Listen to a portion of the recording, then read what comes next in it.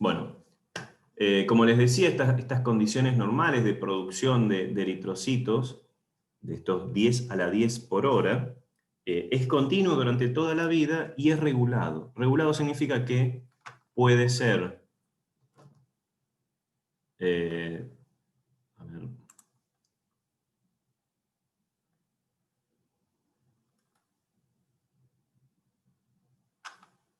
vamos, supuestamente no tengo a nadie para aceptar. Bueno, volvemos a la pantalla.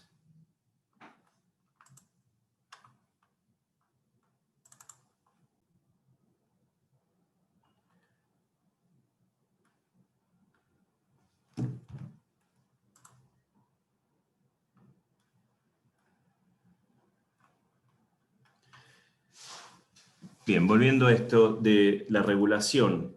La regulación significa que puede acelerarse o puede darse un poco más o un poco menos, y en general está regulado por varias hormonas o varias moléculas que en general se llaman citoquinas, y en una en particular que es la eritropoyetina. Se inicia como les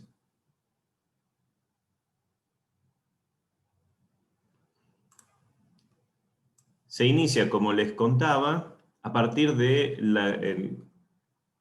el compromiso de una célula madre hematopoyética a generar un linaje eritroide.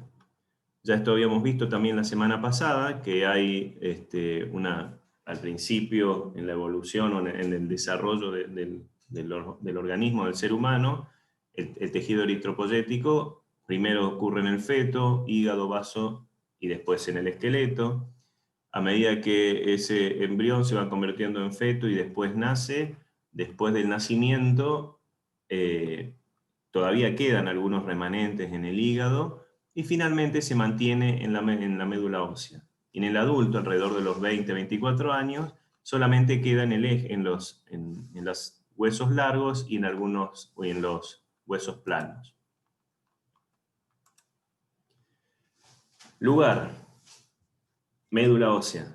Y dice principalmente, porque bueno, vimos que en el embrión y en el feto también ocurre en otros lados, y les cuento que eventualmente y en condiciones muy, muy especiales, puede llegar a ser que el hígado genere también, el hígado adulto, genere algunas células, algunos eritrocitos. Pero son condiciones extrañas en realidad,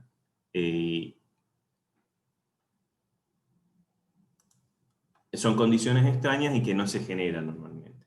La función de los eritrocitos lo van a ver extensivamente en otras materias, pero la función básica es el transporte de oxígeno y de dióxido de carbono. Esto realizado por dos proteínas que están adentro del eritrocito, que es la hemoglobina y la anhidrasa carbónica. Son discobincóncavos, no tienen núcleo, eso es una de las características más importantes de los eritrocitos, que no tienen núcleos y tampoco tienen organelas citoplasmáticas, es decir, no tienen ribosomas, no tienen aparato de Golgi, solamente en su interior tienen principalmente hemoglobina y anhidrasa carbónica. Y algunas otras enzimas más que vamos a ver en la próxima clase que tienen alguna función en cómo genera energía esta célula sin núcleo. Tienen una vida media de 120 días y tienen aproximadamente el 1% tiene un recambio diario. Este recambio diario, es decir, más aproximadamente el 1% de estas 10 a las 10 células que se generan por hora, en el día generan, o sea, van a ser 240 por 10 a la 10 células en el día, es el 1% de células que están circulando que van a desaparecer y van a haber unas nuevas, ese es el recambio. Y las que desaparecen, no desaparecen así nomás, sino que o se rompen dentro de la circulación por las distintas fuerzas y el estrés físico que va pasando el eritrocito mientras va circulando, o se le van generando cambios en las proteínas de la membrana que muchos macrófagos en distintos lados, pero particularmente en el hígado y en el vaso, reconocen a los eritrocitos que no están sanos o que están un poco viejos y los fagocitan y los eliminan de la circulación. ¿Todo esto por qué? Porque evitan que la hemoglobina se libere en sangre. La hemoglobina es una proteína muy útil para transportar dióxido de carbono y oxígeno, pero es tóxica para las células. Dentro del eritrocito está perfecto porque está ahí, no está interactuando con otras células. Pero cuando un eritrocito se revienta o se rompe, se lisa en circulación, libera la hemoglobina a la circulación y las células que van a ser bañadas en hemoglobina sufren un estrés y eventualmente se pueden morir. Por eso el cuerpo elimina los eritrocitos viejos o con algún problema mediante la fagocitosis por macrófagos, que son células especialistas en degradar otras células u otras cosas extrañas del cuerpo. El lugar, como ya lo vimos, ocurre principalmente en la médula ósea y particularmente si uno mira, por ejemplo, esto es un corte histológico de la médula ósea. Cuando se hace un corte histológico por el mismo tratamiento, por ejemplo, la parte de grasa se elimina, el mismo tratamiento para colorear las células, y en general la grasa se ve así blanquita como estos huecos blancos que vemos acá. En ese lugar estaban los adipocitos. Cada una de estas lagunas blancas es una célula, es un adipocito, una célula de grasa. Pero alrededor de eso, si tal vez no lo vean, después lo pueden ver en la presentación, si la tienen la pueden bajar. En esta tinción de hematoxilina y eosina hay lugares que son como más rojo fuertes. Tenemos violeta y rojo. En esos lugares rojos, en el medio, por ejemplo, acá vienen en el centro, que son los sinusoides, o en el recuadro rojo que le dice a la derecha, vemos como una liñita. Esa liñita es un sinusoide sanguíneo, es decir, es una terminación de los capilares sanguíneos, en los cuales alrededor de eso vemos que hay células que están más rojitas, son los islotes eritroblásticos. Esto es un esquema de ese cuadrito es un esquema de este cuadrito, lo podemos ver acá. Lo que está en blanco era el adipocito, la célula grasa, y lo que estaba en rojo es lo que está acá en naranjita, es el islote eritroblástico donde están ocurriendo, hay una mezcla de células, normalmente más alejados del vaso sanguíneo. En verde acá tenemos la línea de células que forman el vaso sanguíneo, por este lado estaría circulando la sangre, y este es el tejido hematopoyético de la médula ósea. Vemos en naranja el islote eritroblástico, que acá tenemos otro más, acá hay otro. Estas células tienen como un recorrido desde más alejado del vaso sanguíneo hasta el borde del vaso, donde está ocurriendo la diferenciación y la maduración. Posiblemente la célula madre esté por esta zona y cada uno de estos son progenitores y precursores que van madurando y van diferenciándose hasta el último paso, que es el reticulocito, que es justo antes de eliminar el núcleo. Elimina el núcleo y se libera a circulación el eritrocito maduro, recién hecho, jovencito.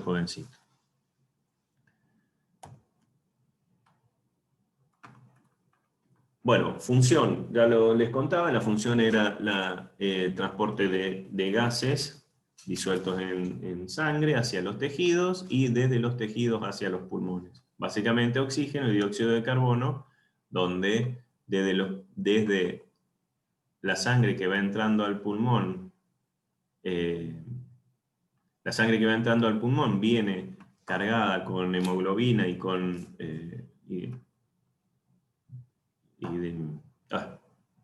ácido carbónico, y cuando se acerca hacia el alvéolo del pulmón, ese ácido carbónico y esa hemoglobina liberan el dióxido de carbono hacia el pulmón, y hay un intercambio gaseoso donde el oxígeno nuevo que uno tomó en la inspiración, entra a la hemoglobina, se conjuga con la hemoglobina y sigue esto. Imagínense que el glóbulo rojo viene circulando por este capilar alrededor del alveolo.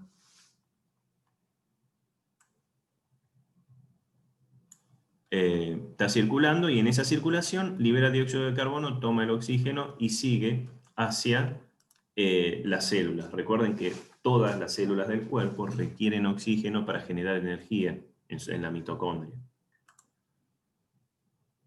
La forma típica, esta forma, esto es una imagen, una fotografía de microscopio electrónico de barrido que da exactamente la forma de las células. A pesar de que aparece un dibujo, es una imagen de un microscopio. Está pseudo coloreado con ese rosadito. Y, como les decía, son discos bicóncavos, ¿no?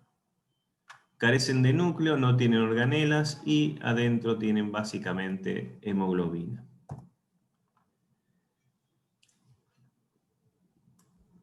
¿Por qué tienen esta forma bicóncava? Primero porque tienen que imaginarse que la idea del eritrocito, la función natural, es llevar hemoglobina, cuya función natural es tomar o intercambiar dióxido de carbono y oxígeno que está disuelto alrededor. Si fuera una esfera, si el glóbulo rojo fuera una esfera, la molécula de hemoglobina que está bien en el centro estaría muy lejos del borde, porque finalmente el oxígeno ¿dónde está? Está por fuera está por fuera del glóbulo rojo. Entonces, si esto fuera una pelota, una esfera, la molécula de hemoglobina que esté en el centro no va a estar muy alejada del borde. Tendría que ser, porque si está acá en el centro, tendría esta distancia, tenía los 7 micrones, y el átomo de oxígeno tendría que difundir por todo el eritrocito hasta llegar al centro. De esta manera, la mayor cantidad de moléculas de hemoglobina están cerca, en algún lado del eritrocito, cerca de la superficie donde ocurre el intercambio. Esto, digamos, a pesar de que lo vemos como una cosa, el disco bicóncavo clásico, es muy maleable, es decir, tiene una característica que se llama la distendibilidad de la membrana, que permite deformarse y volverse a la misma forma. Imagínense que pasa por lugares que son 20 veces más chicos que su tamaño. Algunos capilares son 20 veces más chicos, es 1 en 20, y el glóbulo rojo es capaz de comprimirse y deformarse para pasar sin romperse. Lo importante es que es sin romperse. Otra cosa que permite la membrana, o las proteínas que están en la membrana, es que pueda soportar cierto desequilibrio osmótico, es decir, cierta presión por diferencia de concentración afuera y adentro del glóbulo rojo, de manera de que si de repente pasa por una zona de menor concentración de sales o de solutos, el agua que está entrando por difusión simple no lo llegue a crenar o a alisar hasta cierta medida. Recuerden, vimos en la primera clase el problema de la ósmosis y qué pasa cuando un glóbulo rojo está en una solución isotónica o hipertónica o hipotónica. Sin embargo, algo que va pasando es que a medida que va pasando el tiempo, las proteínas de la membrana se van oxidando, se van rompiendo, porque recuerden que las proteínas se generan a partir de los genes que están en el núcleo, y este eritrocito no tiene núcleo, es decir, no puede generar nuevas proteínas. Cuando nace y cuando sale de la médula ósea a circulación, sale con esa cantidad de proteínas y las tiene durante toda su vida, en promedio los 120 días. Para mantener esa formita, si uno mira, de hecho, a la derecha tenemos otra fotografía que es una fotografía de microscopio electrónico desde el lado de adentro del eritrocito, vemos que hay como una especie de red. Hay una especie de red bastante, literalmente como un tejido, un tejido de alambre, y esa red tiene un par de, no muchas proteínas, tiene pocas proteínas, pero que son muy importantes, como la anquirina y la espectrina, que forman estos triángulos, estos cuadrados, de manera de que puedan girar entre sí.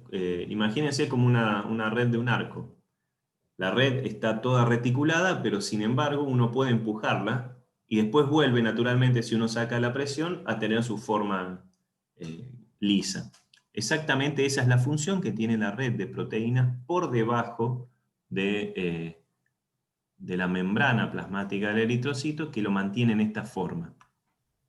Y algunas de estas proteínas, de hecho, posiblemente en algún momento de la vida profesional vayan a tener que evaluar si están todas bien, porque algunas enfermedades están relacionadas con que no están perfectas este tipo de proteínas y desaparecen o tienen pesos diferentes, y son, digamos, mediante técnicas hematológicas uno puede evaluarlas.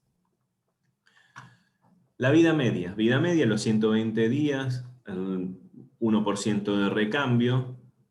Les voy diciendo, los asteriscos que ven en algunos lados, esto es un paréntesis, es porque ahora después de la clase ya está programado para que suba un cuestionario, el cuestionario de la clase, y en general están relacionados a estos valores. No significa que esta sea la respuesta, sino que están relacionados a estos valores. Bueno, volviendo, ya había comentado de que se lisan o son fagocitados por los macrófagos, y tienen valores normales, entre 4,5 y 6,5 millones por milímetro cúbico o microlitro. Tienen estos valores normales cada país. En realidad hay un valor normal que lo pone la Organización Mundial de la Salud, y cada país toma y genera, a partir de su Ministerio de Salud o el organismo que corresponde, cuál va a ser la referencia para el país de los valores normales. Por eso muchas veces van a ver en distintos libros de texto, distintos textos, que van de 4 a 5,5, de 4,5 a 6,5. Este es en general como el valor normal que se encuentra para, para humanos, de 3,8 a 6,5 hombres y mujeres. Cantidad de hemoglobina que hay en general en la sangre. El hematocrito lo van a ver, si no lo vieron, lo van a ver seguramente en otra materia, cuando es el porcentaje de eritrocitos que hay en el volumen normal de la sangre. Todos estos valores son los valores, cualquiera que se haya hecho un hemograma o un análisis de sangre, son los valores normales que vienen en un análisis. Bueno, a pesar de que yo les dije de que hay un nivel estándar, un valor que se mantiene durante toda la vida, hay pequeñas variaciones en la cantidad de los glóbulos rojos. Variaciones que son fisiológicas, es decir, variaciones normales. Hay una variación diaria. En general, digamos, si uno mantiene una vida bastante normal, no hay mucha variación, pero imagínense que uno, no sé, y pasa, por ejemplo, en algunos atletas o corredores de maratones que de repente no son atletas, no son deportistas profesionales, que de repente toman mucha agua. Imagínense, nosotros tenemos el volumen de sangre, la volemia es de, pongamos, 4 litros o 5 litros. Y un día de mucho calor tomamos 1 litro de agua. Bueno, supongamos que tengamos 4, somos más chiquitos, 4 litros. Tomamos 1 litro de agua porque sí, estamos desesperados de sed. Pasamos de 4 a 5 litros, es decir, hubo un aumento de un 20% del volumen de líquido. Cuando uno toma agua, esa agua ingresa directamente a circulación, y hasta que no lo eliminan los riñones, está en la circulación, es decir, aumentó por un breve periodo el volumen sanguíneo. Si aumenta el volumen de agua, disminuye la concentración de glóbulos rojos, porque hay misma cantidad de glóbulos rojos, pero ahora hay más volumen de líquido. Es una cuestión de concentración como de una solución. Actividad muscular.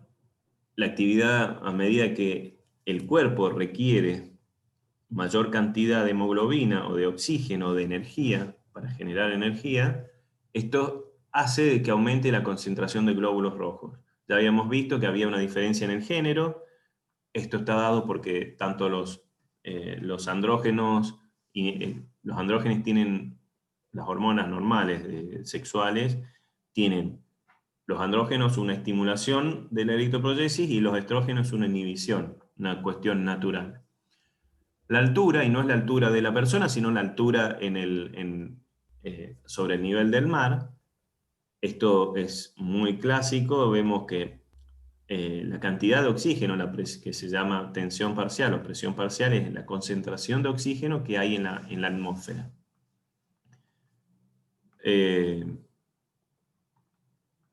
Esta concentración de oxígeno, a medida que vamos aumentando la altura, es menor. Y como es menor, la cantidad de hemoglobina, la cantidad de glóbulos rojos que hay en el cuerpo, es la cantidad exacta que el cuerpo necesita o requiere para poder tomar el oxígeno que entra en el aire que uno inspira en los pulmones. De manera que si hay menos oxígeno, necesitamos más glóbulos rojos y más hemoglobina para poder tomar un poco más de oxígeno del aire para mantener el número necesario o la cantidad necesaria para el cuerpo. La edad también es una cuestión de variación. Al principio, el hematocrito, la cantidad de glóbulos rojos es muy alto en el nacimiento, permanece alto en las primeras semanas y con el tiempo, entre los 3 y 5 meses, empieza a disminuir hasta llegar a estabilizarse en la pubertad. Y esto también piénsenlo de esta manera. Cuando el embrión y el feto está en gestación, lo que está pasando es que los glóbulos rojos tienen que sacar el oxígeno de los glóbulos rojos de la madre, ni siquiera del aire del pulmón, sino del glóbulo rojo de la madre. Es decir, tienen mucho menor cantidad de oxígeno disponible, además de que tiene una hemoglobina diferente, que es capaz es más afín, es más afín por el oxígeno, tiene mucho menor oxígeno disponible, por lo tanto tiene mucho mayor cantidad de glóbulos rojos para poder tomar todo el oxígeno necesario. En el embarazo también hay una disminución y hay un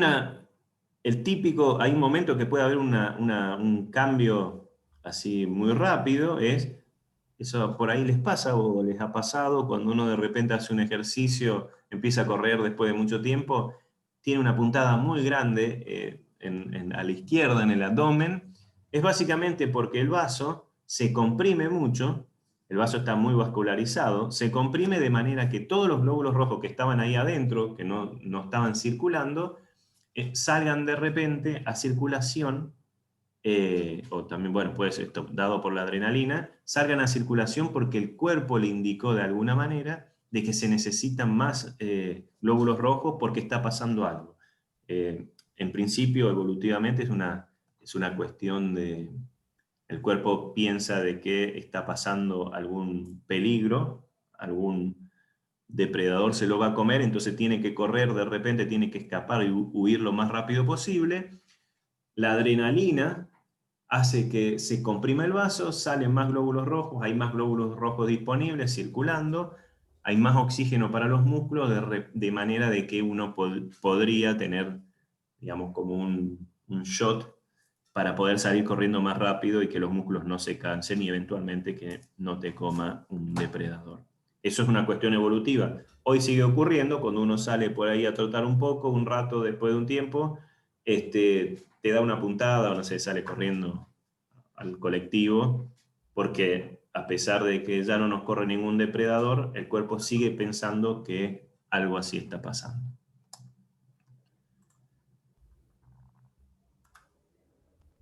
También hay otras variaciones, pero ya son patológicas. Puede haber exceso de deficiencia en la formación, ya sea porque hay mucha formación o porque no se están destruyendo los que se tienen que destruir. Puede haber una disminución, por ejemplo, de que en vez de que vivan 120 días, de alguna manera las moléculas que le mantienen la forma son, por ejemplo, una mutación de alguna de las proteínas que le mantienen la forma, hacen que sean más débiles y se rompen más fácilmente.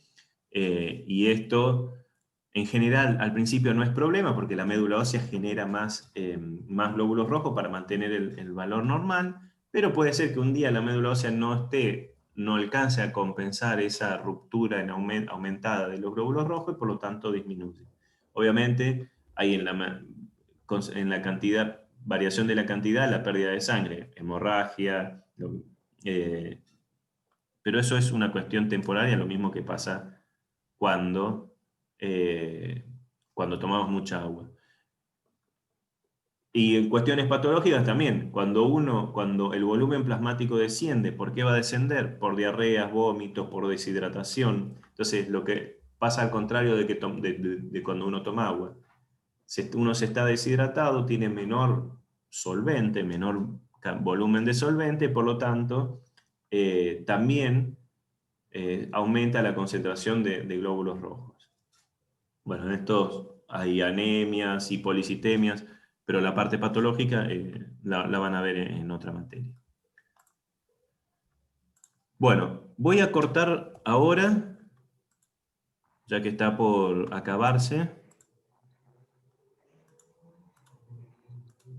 ¿Tienen alguna pregunta en estos 2 minutos? Y después vamos a empezar específicamente por cómo ocurre la diferenciación y cuáles son los pasos que van pasando las células madres hasta convertirse en eritrocito.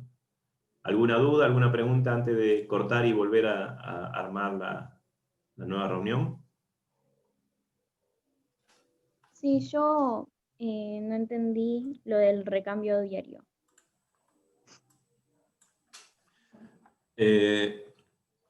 A ver.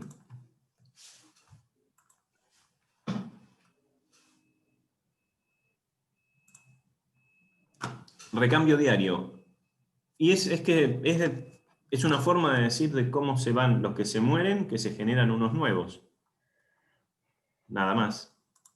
Eso es el recambio diario. ¿Cuál fue lo que no entendiste? No, porque como que me perdí en una que usted estaba explicando. Bueno, era eso. El recambio diario es básicamente eso, es cuántos se van muriendo y cuántos tienen que haber nuevos. Eso es el recambio. La cantidad de los que desaparecen y los que se generan nuevos.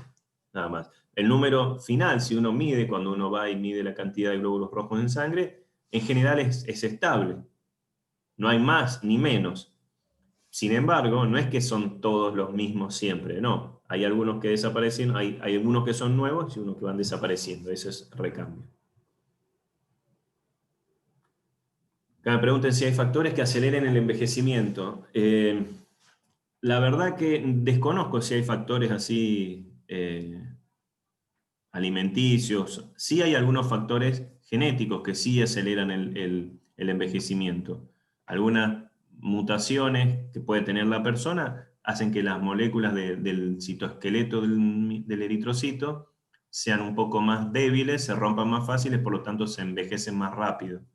Ese es uno de los factores que conozco. Desconozco si hay otros factores que no sean los genéticos. Profe, una pregunta. La espectrina, ella es la ¿Sí? encargada de formar el citoesqueleto, ¿no? Sí, la El anquilina, que le da forma. sí, el citoesqueleto es La el red. conjunto de todos.